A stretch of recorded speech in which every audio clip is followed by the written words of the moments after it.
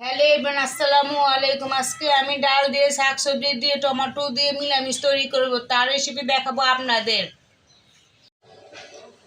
ডাল দিয়ে নিরামিষ তৈরি করব। ডাল দিয়ে নিরামিষ তৈরি করতে আমার যা লাগবে: মুসুরি ডাল, দন্দল, পুঁই শাক, টমেটো, পেঁয়াজ, কাঁচামরিচ, রসুন, কাঁচামরিচ বাটা, শুকনা মরিচ, ফোড়নের জন্য একটু জিরার গুঁড়া, হলুদের গুঁড়া, লবণ, এগুলো দিয়ে আমি রান্না করব। কড়াই গরম হয়ে গেছে, এখন তেল ছেড়ে দেব পরিমাণ মতন।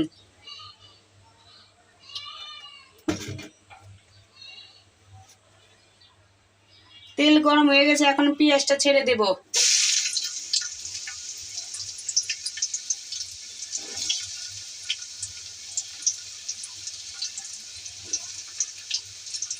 এখন ভালো করে ভাজতে হবে।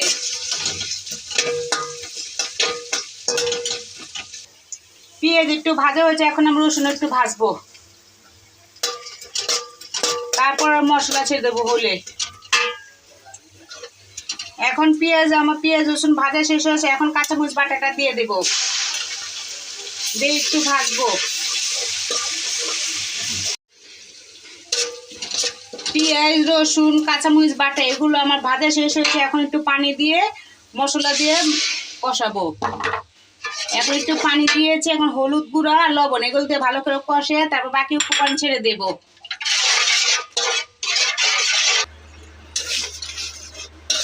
এখন আমার ভালোভাবে কষানো শেষ, এখন ডাল দিয়ে বাকি উপকরণ দিয়ে দেব।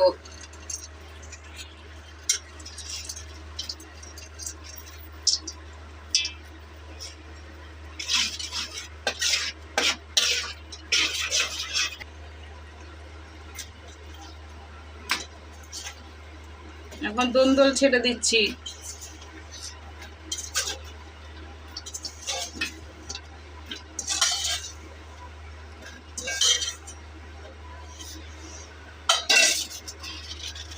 পুঁই শাক ছেড়ে দিলাম।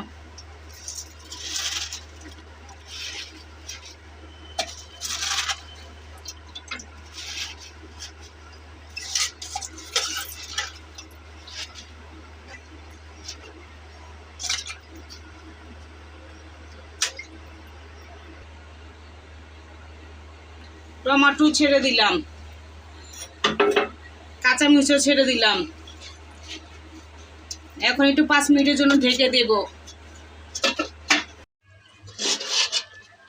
এখন 5 মিনিট পর চলে আসছি, এখন একটু লাড়া দিয়ে দেখবো কি রকম হয়েছে আমার শাক রান্না।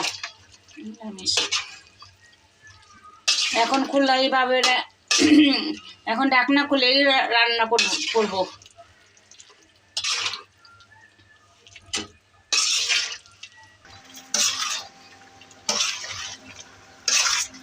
নিরামিষ আমার হয়ে এসেছে, এখন একটু ফোড়ন দেব।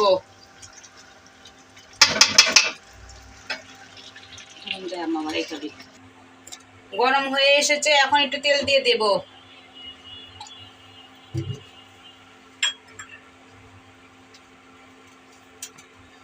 তেল গরম হয়েছে, একটু রসুন শুকনো মরিচ ছেড়ে দিলাম,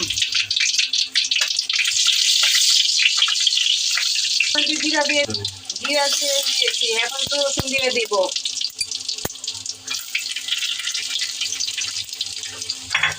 এগুলোকে ভালো করে ভাজতে হবে। প্রথমে আমি তেল দিয়েছি, তারপরে দিয়েছি একটু শুকনো মরিচ, তারপরে যে জিরা, তারপরে দিয়েছি রসুন, এগুলো দিয়ে ভালো করে ভাজবো। এখন আমার ভাজা হয়ে গিয়েছে, এখন সবজির মধ্যে ছেড়ে দেব।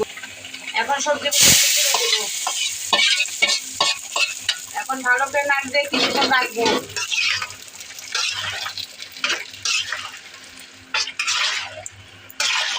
এখন কিছুক্ষণ রাখবো।